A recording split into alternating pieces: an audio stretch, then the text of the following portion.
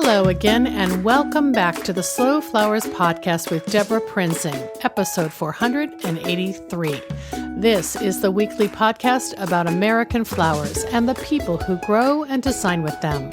It's all about making a conscious choice, and I invite you to join the conversation and the creative community as we discuss the vital topics of saving our domestic flower farms and supporting a floral industry that relies on a safe, seasonal, and local supply of flowers and foliage. This podcast is brought to you by slowflowers.com, the free online directory to florists, shops, and studios who design with local and seasonal flowers, and to the farms that grow those blooms. It's the conscious choice for buying and sending flowers. Our first sponsor thanks goes to Syndicate Sales, an American manufacturer of vases and accessories for the professional florist. Look for the American flag icon to find Syndicate's USA-made products and join the Syndicate Stars loyalty program at syndicatesales.com. Can you believe we are saying goodbye, finally, to 2020 very soon? It has been a year like no other, and the Slow Flowers podcast has been a channel for highlighting, sharing, encouraging, and challenging all that our community has faced, from silver linings and pivots to resiliency and change.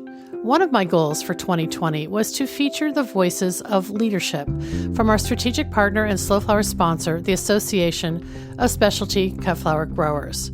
We got lucky with timing and managed to schedule nearly all of those conversations this year, despite all the distractions.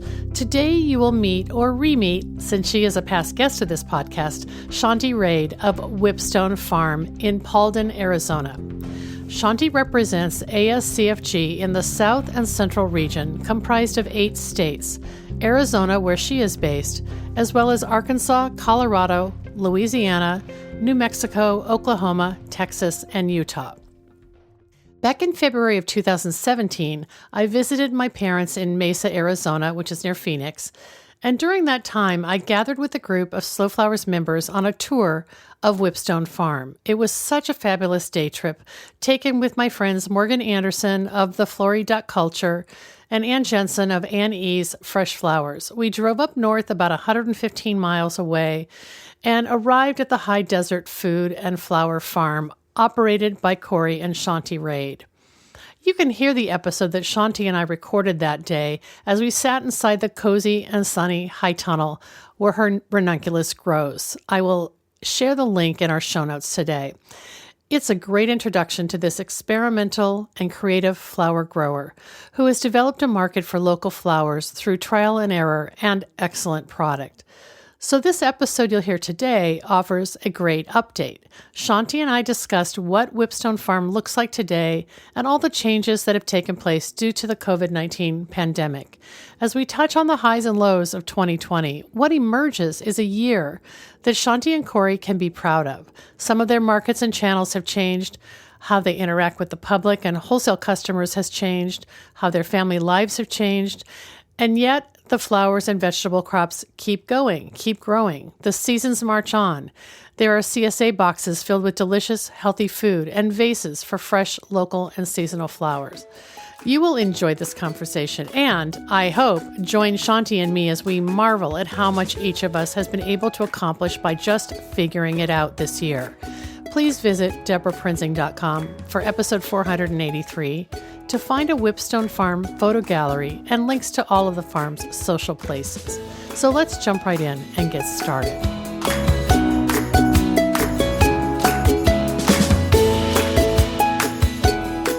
Welcome back to the Slow Flowers podcast with Deborah Prinzing, and I am so excited today to welcome back my friend Shanti Raid of Whipstone Farm in Paulden, Arizona. Hi, Shanti. Hi, Deborah. We were just trying to remember when it was that I came to visit you, but at least 3 years. Yeah, we're thinking maybe 4 years, but it's hard to remember things if you don't look them up. Well, it was great because my parents used to winter in Arizona, and so I created a field trip for all the Scottsdale, Phoenix people to drive up to Paulden, Prescott, and you hosted a fun gathering, a tour, and then we even had like a wonderful potluck meal. It was just a lovely day. I still have such fond memories of that day. Yeah, me too. And I think we tried to record a short podcast in the greenhouse when I visited you. So this is part 2. Yeah. But one of the reasons I wanted to host you on the podcast is that I've been trying to do a series throughout the year of 2020, and I've been pretty good at it, despite all the interruptions, of hosting the regional directors for ASCFG, the leadership, or some of the leadership. And so you are wearing the regional director hat for South and Central, which is Arizona, where you're based, Arkansas, Colorado, Louisiana, New Mexico, Oklahoma, Texas, and Utah. And that's a lot of geography to cover, which you're not doing in person, right? No, definitely not. And it's pretty wide range, as in, it's not like we all have super similar growing environments, but, we have to break it up somehow. And sure, it's nice to make connections, with a certain like subgroup of our kind of growing member populations. Right, exactly. I mean, I think the only thing you have in common is that you're all in states with a lot of land. I mean, it's not like New England where the states are really compact and everyone's close to each other. So, yeah, and it's also hot. So we might not have exactly the same type of heat, but it's definitely like warmer growing issues that we would be dealing with. Yeah, well, speaking of that, I mean, that's the plus side for Whipstone Farm is that you are almost a year-round operation, right? Yes and no. So we do grow year-round, but we're much colder than most people think of Arizona being. So like where your parents were, or in the Phoenix lower desert region, it's definitely, I'd say fall, winter, spring is their prime growing time. We're a little bit different. We're at 5,000 feet elevation.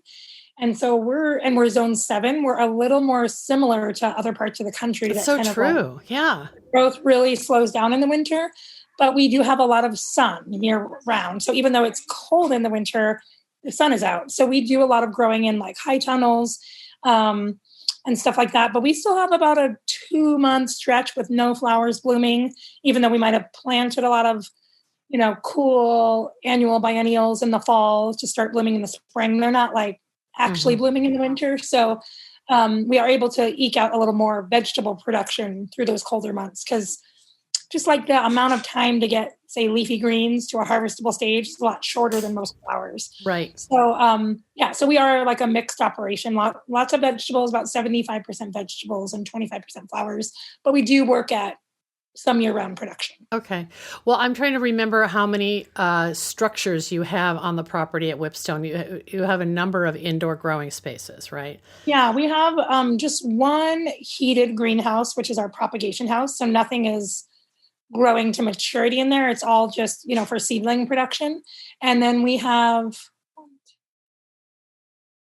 about 8 greenhouses, unheated greenhouses. You could call it a high tunnel or a hoop house, or, depending on how they're built, they have kind of different names, but they're all unheated growing spaces, and all like some fancier and some real low budget ones, like across the gamut. But it's certainly, that is what helps us grow year round, or really benefit those shoulder seasons, right? Like early spring and later into the fall. So you mentioned that Whipstone's 75% edibles and 25% flowers. Which came first? Was it the food farming? Is that what you and Corey originally set out to do? Yes. So we started with vegetables, and I mean, just maybe a couple years in, I just like threw a few sunflower seeds in a row. And then it was like a nice little, I wouldn't have called myself a flower farmer for probably the first 5 years that we grew some flowers. It was just something to bulk out what we were selling at the farmer's market. And the way we looked at it at that time was like, people are only going to spend so much per trip to the farmer's market on food, because you're only going to eat so much in a week. So you can have a lot more variety, but they're still only going to spend so much on food. And so flowers were like an additional purchase that could, increase their overall market spending.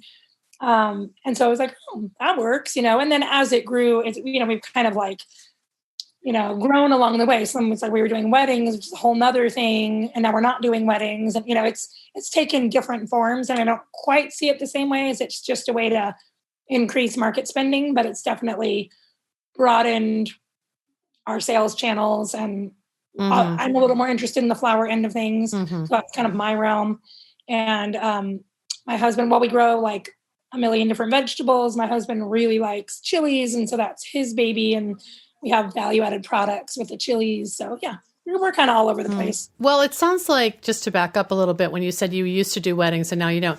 So you kind of tried everything. And then as you tried it, you were constantly evaluating, is this going to be a good fit for our overall, kind of operation? Totally. Yeah. Trial and error.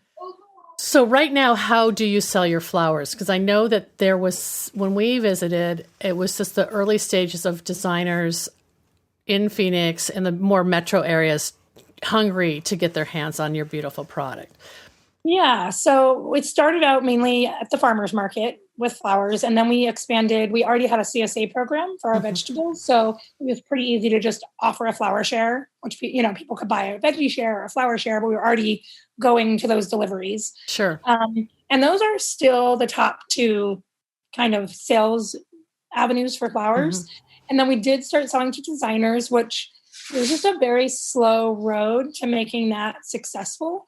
It's happening, but it's so there's not a lot of florists or designers up where we are. We're pretty rural and everything's very spread out. So the Phoenix area was kind of where we were focusing our attention. And while there's a lot of interest, it's very spread out, and we're not we don't have a savvy distribution network. So it wasn't always worth it for us to go deliver everything door to door. So no, of course not. Yeah. So over the years, we've kind of trained people to come meet us at a central location or one of two central locations in the city. But even that always felt like it's sort of like pulling teeth to get enough sales to make it worth the trip. However, there have been some more local florists, that interest is building, just as it doesn't feel quite so new and out of the realm of possibility to buy local flowers here. We're 10 years behind, Seattle or a lot of the coastal cities. So it's still local food was important. And then it's taken a long time to be local flowers, people will ask for them. But so that local florists are kind of coming on. But what was really great for us this year is for several years now, I've been trying to connect with selling to a wholesaler. And it's been very challenging. So the main wholesaler that we have in our area is Mayesh. And we got a new manager of the local branch or the Phoenix branch. And I don't know, I don't want to get into the politics of the business or whatever, but him and I really clicked. And the fact that he was on board, he was very excited to buy from us. And I guess he got this job March or April, horrible timing. Right. And their whole operation shut down for, I think, a few months. Yep. So it was a really rough year for the kind of worldwide floral industry. But once they were back up and running, he reached out to me, came up to visit our farm, immediately started buying stuff. They sent a truck up or a van, up to us twice a week to pick up. Oh my gosh. And it was 1,000 times easier than doing small individual florist orders. So for our scale, and it's not like we're gigantic, but we have 15 acres in production. I didn't really want to do small $100 orders. So having bigger orders without a lot of particularness, it was I'll take 100 bunches of dahlias, no color specifications. That was way easier for me than trying to do onesie twosies, a bunch of this and a bunch of that and very specific colors. So it just fits more with our production style. We're more we have a larger crew, we have a larger acreage. We really want to move through it and not have a really tiny specific things, which is totally opposite for really small scale growers with a half an acre. That's exactly what they need because they can't, fill large orders. So it's everyone has their niche, and I'm finding that really worked for us. And they were so excited. There's not a lot of flower farmers in Arizona, so they haven't had the luxury of a lot of local production in the wholesalers here, where they might have in the Northwest or some other areas. So it's kind of everyone was hungry for it. So even when they put our product out on their shelf, they slapped our name on it and kind of made a big deal about it, and people were hungry for it or already knew our name, but it was too hard to get our product. So now all of a sudden it was available, and we just got tons of good positive feedback. So that was that was one of my shining stars of 2020.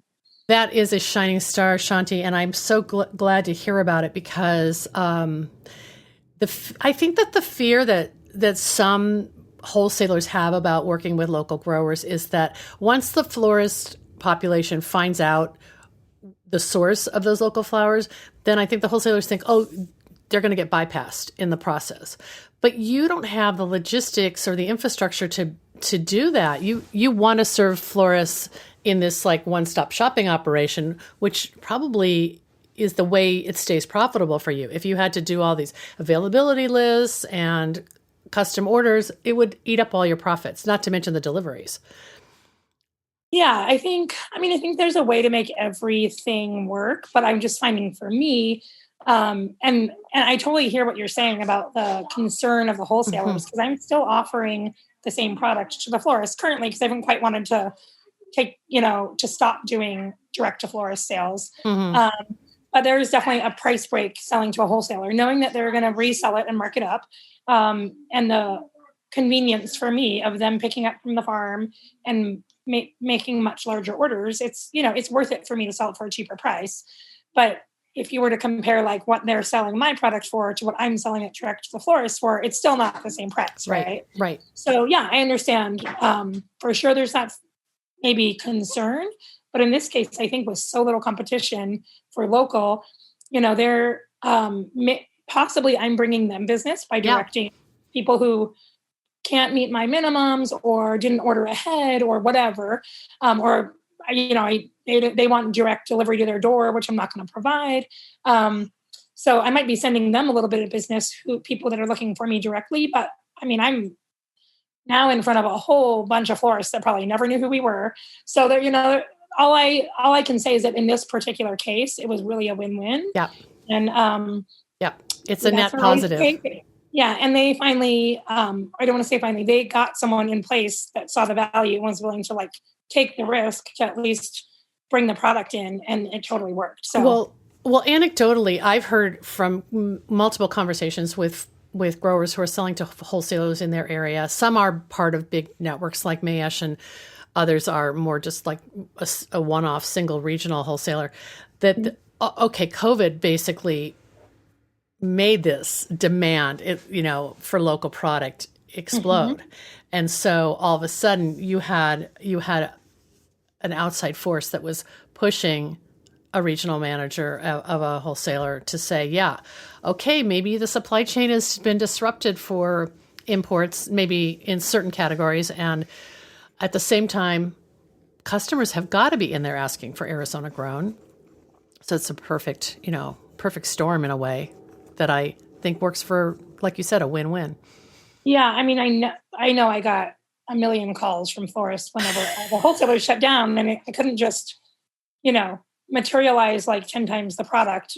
Right. Like, so it was a odd spring, like when that happened. Yeah. But I think there is, as challenging as it was, and I don't want to minimize it because people lost their jobs and businesses went under, but like that kind of realization that this global supply chain, like, can be disrupted. So we have to cultivate and like nurture all along the way, like the local production too. We're not going to ever fill the entire need, but that there's value to both beyond just like, oh, it's fresher. Like there's value because we can still make it happen when bigger network goes down.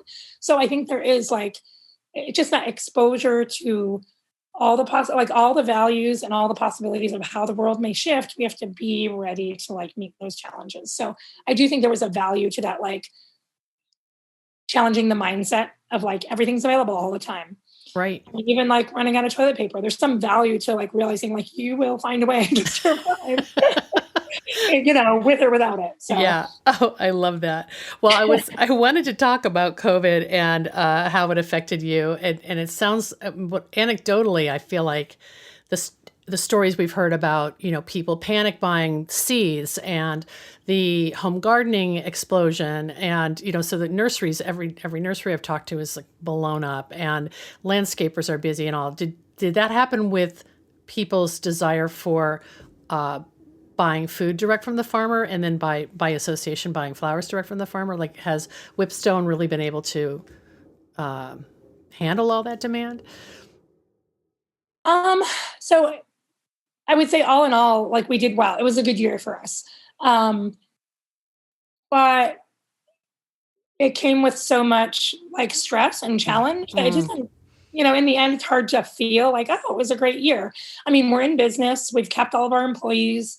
Our sales have been good, but it was, it was just a lot of stress. Right. I mean, I feel like the word of the year has got to be pivot, right? And I'm tired of like saying that word, but everyone did it, right? So, I mean, for us, I felt very lucky. One of the problems is that our main outlet is farmers markets, and early on, like our farmers market decided to close. Can I just stop you for a second too? Is it in Paulden or Prescott? Which farmers market is it? Yeah, so this is in Prescott, or Prescott, as the locals say. Prescott.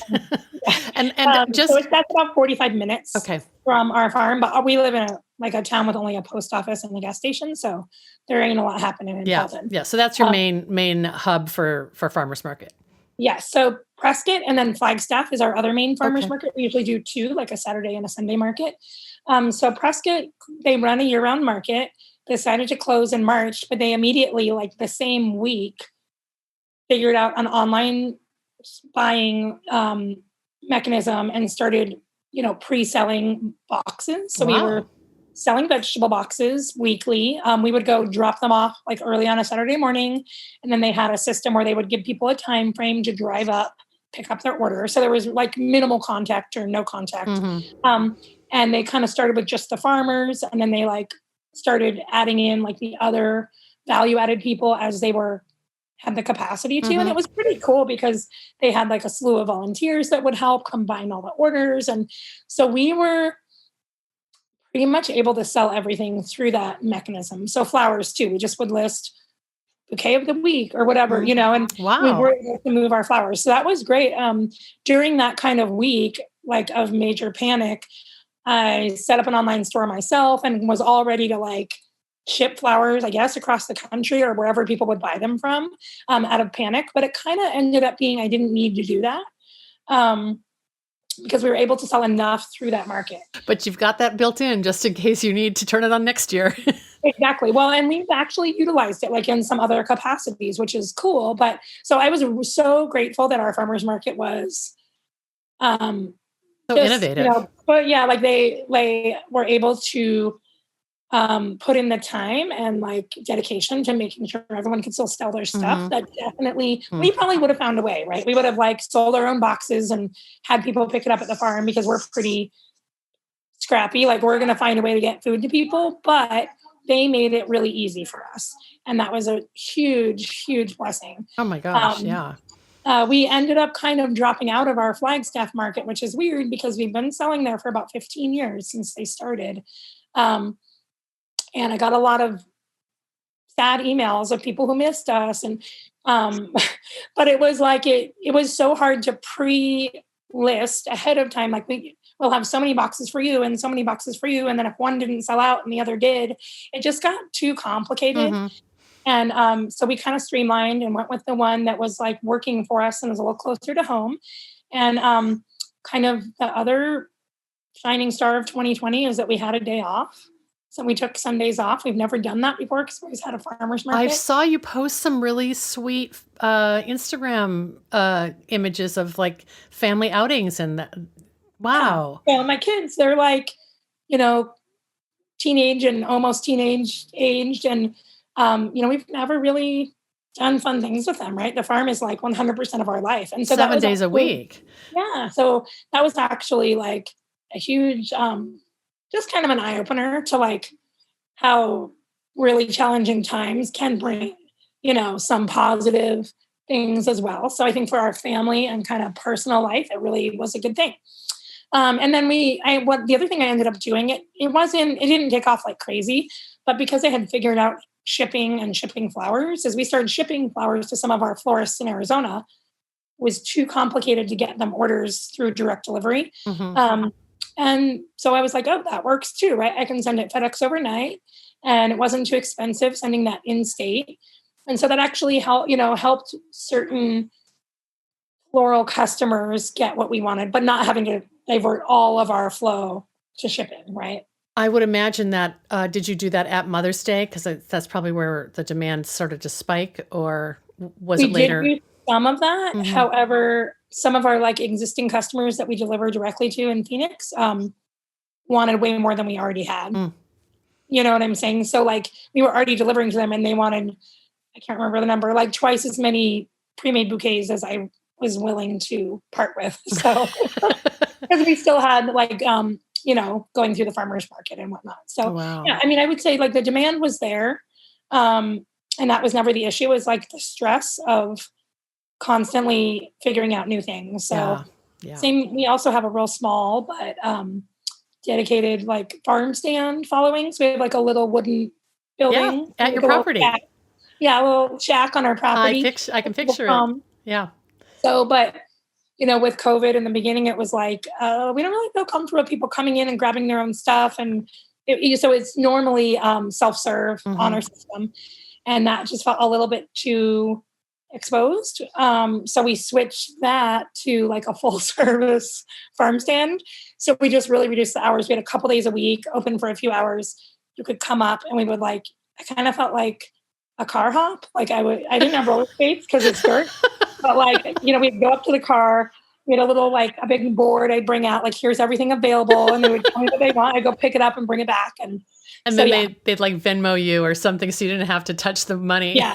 Yeah. We did take cash, but a lot of people Venmo'd or PayPal'd or whatever. And just, it's so funny. And then you get super seniors learning how to use Venmo. Yeah. It's the whole thing was amazing and hilarious. And we made it work, Do you think that you'll continue that for 2021? Or does it just depend? If things get work, we did at one point go back to self-serve. It's really not for the volume of traffic we have. It's not totally worth it. Yeah. But that was kind of a way for people who didn't want to buy a pre-assembled box of vegetables. They could come out and get individual items. It was just another choice for them. But once the farmers market went back to open sales, then we kind of we went back to self-serve in the farmers market. But we now know all those things we can do when the need arises, right? Yeah. It's not so scary. Wow. Yeah. So that it's the psychic drain of figuring all this out is really sort of offsets maybe the boost in demand. Okay, yeah, we got more demand, but then we have to respond to all these iterations of how we sell our product. So yeah, and there's always the stress of are you being safe enough? Are you taking enough precautions? And then there's this has slowed way down, but the flood of the information that people need to know, it's very demanding. The phone calls, the emails, the direct messages, what are your hours of your farm stand? What are the, it was so, it felt like a full-time job just managing people's need to know. So that's all settled down a little bit. In general, are you the main face of the company for customer interactions? Yeah, we were at a point one time where I had sort of an office manager, someone who did a lot of the computer work and the communications, and that person's no longer with us. And so I just haven't really found the right person to take that over. So yeah, it's up to me, even though I'm outside 90% of the time, then I have to come in. And I think if I was sitting at my desk, it would be no problem. Yeah. Because I'm, I'm out in the field working, then trying to keep up with all those communications is a challenge. Yeah. But made it through. Oh my gosh. Well, in the course of all that, what you've described is some version of this happened to every member of ASCFG in 2020. And so you had a lot of communications with people nationally, but also in your region.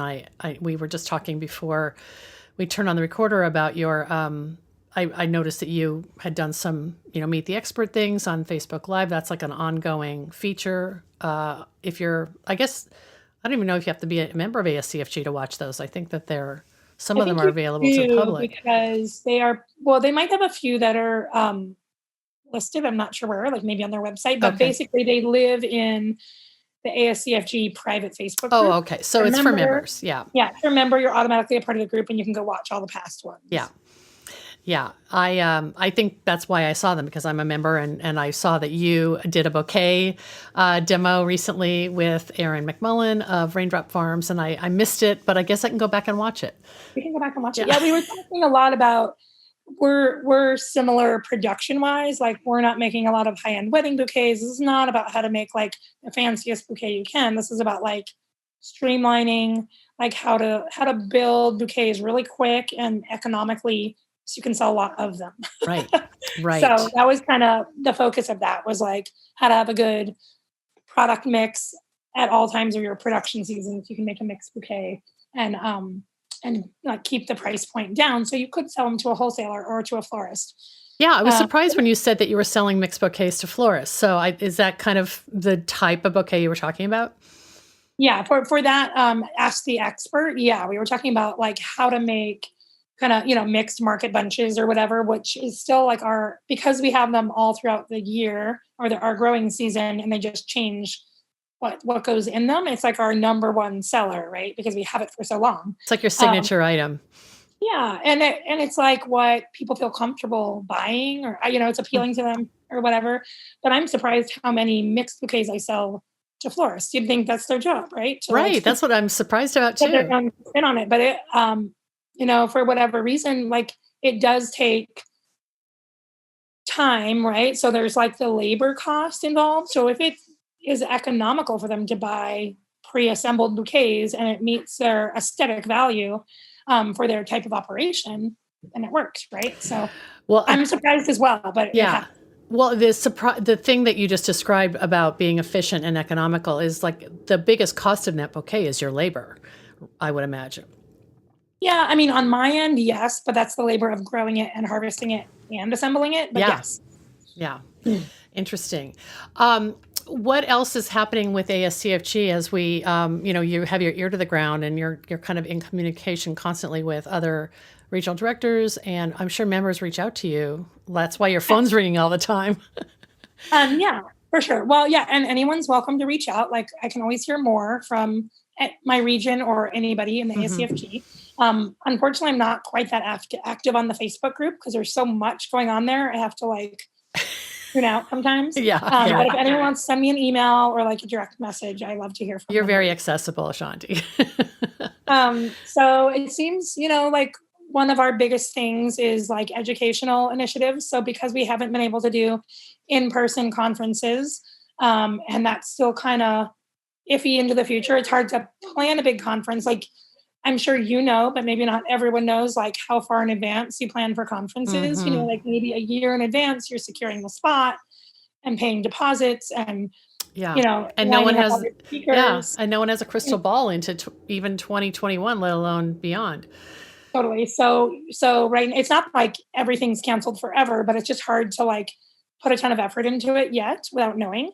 So we've as always, the ASCFG they work so hard, like Judy and Linda and everyone who works for the organization, and we're there to support them, but we're all busy farmers ourselves, the directors. So they're doing a great job of getting a lot of content online. So obviously there's all the past conferences online you can watch, but they've been doing a couple of webinar style sessions. So if you're a member, those are available to you even after the fact. You can watch the replays. They did one on no-till farming and another one on risk management, and there's a few more coming up. And then like our monthly Ask the Expert, which is usually board members, but sometimes other folks that we bring in.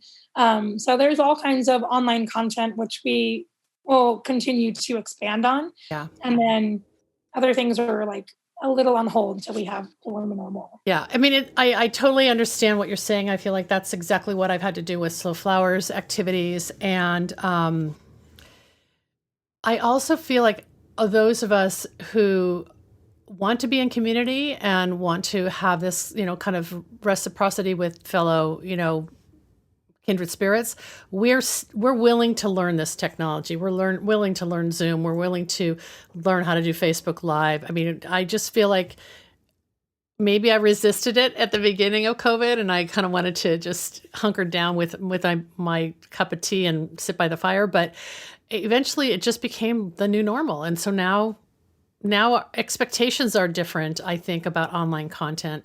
Doesn't have to be high production value. It just has to be easy for people to access. And so, yeah, totally. No, I feel like I'm not like horrible at technology, but like learning all of the like online sales and shipping and oh my gosh, so many little things. I wanted to just be like, I don't want to figure out that hurdle. I don't feel like I don't feel like learning new things. But then, But you did but you it. do, and it pushes you in a good way, like in a good way to, yeah, it's like get over those inner roadblocks that you have about Hmm. whatever, and Hmm. you reach out and find someone who is good at that, and you get to help them. And just like people ask me lots of gardening questions, right? And sometimes I'm a little annoyed, but I'm like, well, I'm just helping them do something that I want everyone to do, so it's okay. Hmm. Hmm. Are you in a position to expand your capacity at Whipstone Farm for 2021, or are you kind of at your? I don't even remember what your acreage is, because I know you have some field grown crops as well, right? Oh yeah, we're like mostly field grown. So we Okay. have, I don't know what our total like greenhouse square footage is, but I'm just gonna quickly say, I don't know, like maybe 12,000 square feet in the Hmm. greenhouse. It's probably a little more than that. But and then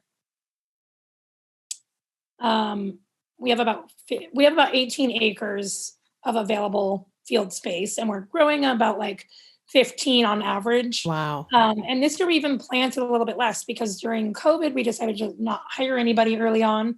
So that happened about, March and April, when we would normally be hiring more summer crew.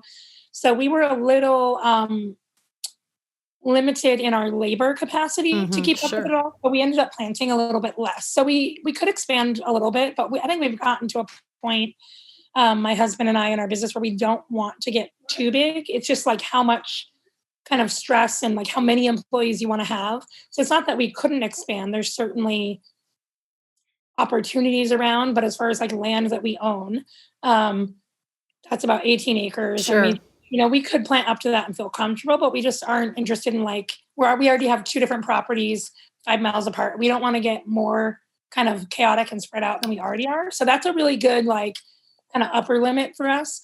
But we also, there's a lot of room for switching up production, right, within our acreage. Sure. So if we want to increase flowers and decrease vegetables, if we decided to do away with our CSA and increase wholesale, there's a lot of decisions to be made, right, that could alter what we plant and how we produce. So that, Hmm. like the decisions you always have to make. So it's the constant conversation about before Yeah, you commit to whatever plugs and seeds for 2021, you've got to have that conversation with yourself. totally. Yeah. Is there anything new that you're going to grow in 2021 on the floral side that you're excited about that is new to you, maybe? Or Good you're not question. quite I there did yet? plant like a ton of woodies about a year ago. Mm, So, I don't know how long it's going to take some of them to get to like cutting stage. So I'm excited for those. So new to me, but probably not new to most people. And then there's some crops I'm still trying to figure out that I haven't had a ton of luck with, like eucalyptus. Um, but there's nothing totally like, I guess, I don't want to say we've grown at all, but I've done so much trial and error over the years. There's some things that I know just don't work here. yeah. And I've dropped off. Sometimes I'll try them again just to make sure, because sometimes you just find a little, like a little tiny trick that changes the game. But I've really figured out like what does work here, Yeah. and kind of figured out what doesn't. I'm more willing to drop the things that don't work anymore and focus on what does.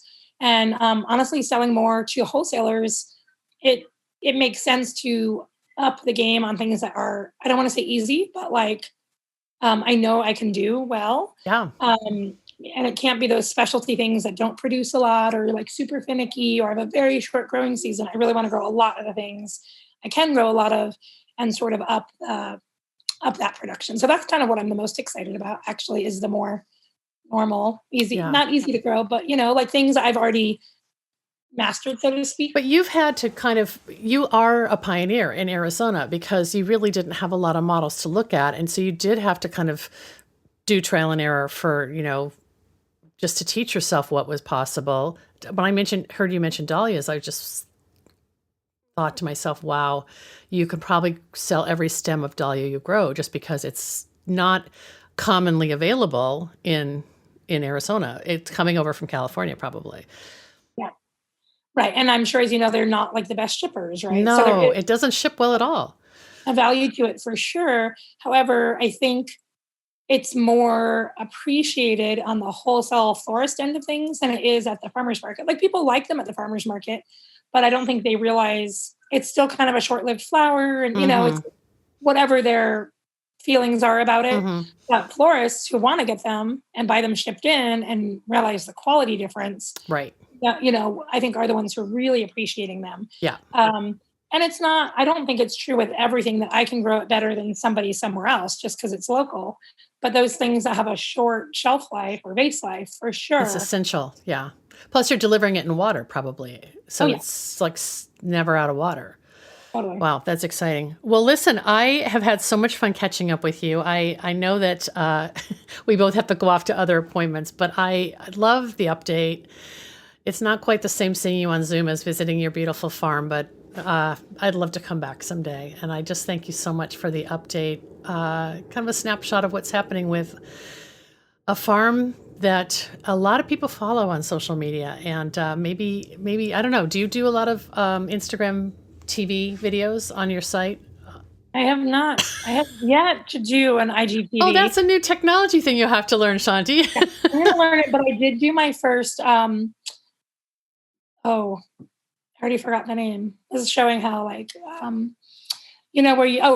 I did my first Reel. I was like, is she talking about TikTok? Video. But a Reel, which is Instagram. Yes. Well, so I think they have something like Reels on TikTok. And I only know what TikTok is because of my kids. But it's called Reels on Instagram. Yes. And it just seems together little short videos. It was really fun. So there's only one up so far. Oh, good. I'll go watch it. I think that IGTV is just like, I don't love to hear myself, talking. So I don't know. I may or may not listen to this podcast because I have to hear myself. But I do like using social media, to promote our farm and just sort of build the community. I love all of my flower farming friends on Instagram, and I appreciate you having me back on. And if anyone wants to reach out, whether you're an ASCFG member or just, a flower farmer in a similar climate, like you were saying, it actually has been, as much as I learned from everybody else, been a huge learning curve, just learning how to grow here in our specifically challenging climate. And I'm sure that's true for a lot of people, but the less farmers there are, the less people there are to reach out to that have your specific climatic limitations. So if anyone has any questions, feel free to. Oh, that's great, Shanti. I'll share your social media links, and I have some photos from when I visited, but I might bug you for some more to share in the show notes. And I hope you have a wonderful holiday season and a very, very peaceful and profitable 2021. Thanks, Deborah. Same to you, and thanks for everything that you do for the flower growing community. You bet.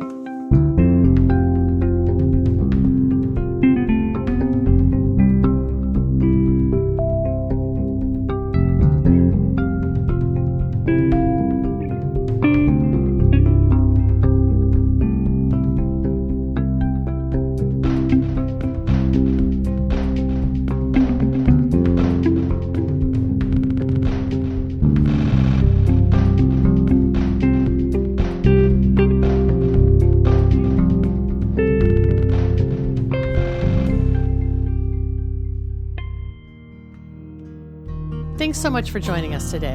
Our next sponsor thanks goes to Johnny's Selected Seeds, an employee-owned company that provides our industry with the best flower, herb, and vegetable seeds, supplied to farms large and small, and even backyard cutting gardens like mine. Find the full catalog of flower seeds and bulbs at johnnysseeds.com. By the way, Johnny's has shared some fun items with us for giveaways, and you might win a few packages from our favorite seed company if you join this Friday's Slow Flowers member virtual meetup.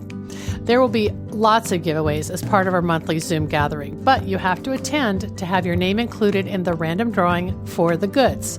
You're invited to join us this Friday, December 11th, at the Slow Flowers virtual meetup for our members. This is our December meeting. It takes place via Zoom at 9 a.m. Pacific, noon Eastern on Friday, December 11th. And I'm so excited to introduce you to our special guest for December, Maria Luisa Caprielian, owner of Urban Succulents, as we talk with her about growing and designing with succulents. And Maria Luisa is a past guest of this podcast as well, so I'll share that link for you to get a little background before you meet her on this Friday's meeting. This is just one of the many benefits of your Slow Flowers membership, giving you resources to share your story of creativity, sustainability, and collaboration. You can find the link to join us in today's show notes at deborahprinzing.com for episode 483. Plus, I've shared the link in our Linktree menu at My Slow Flowers on Instagram, and you can find it there as well. Look forward to seeing you this Friday. The Slow Flowers podcast has been downloaded more than 667,000 times by listeners like you. Thank you for listening, commenting, and sharing. It means so much. As our movement gains more supporters and more passionate participants who believe in the importance of the American cut flower industry, the momentum is contagious. I know you feel it too, and I value your support and invite you to show your thanks with a donation to support my ongoing advocacy, education, and outreach activities. You can find the donate button in the column to the right at deborahprinzing.com.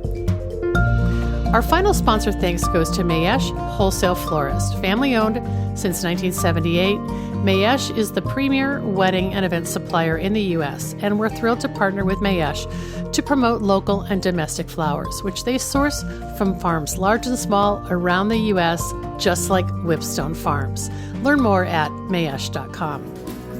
I'm Deborah Prinzing, host and producer of the Slow Flowers podcast. Next week, you're invited to join me in putting more American-grown flowers on the table, one vase at a time. And if you like what you hear, please consider logging onto iTunes and posting a listener review. The content and opinions expressed here are either mine alone or those of my guests alone, independent of any podcast sponsor or other person, company, or organization. The Slow Flowers podcast is engineered and edited by Andrew Brenlin. Learn more about his work at soundbodymovement.com.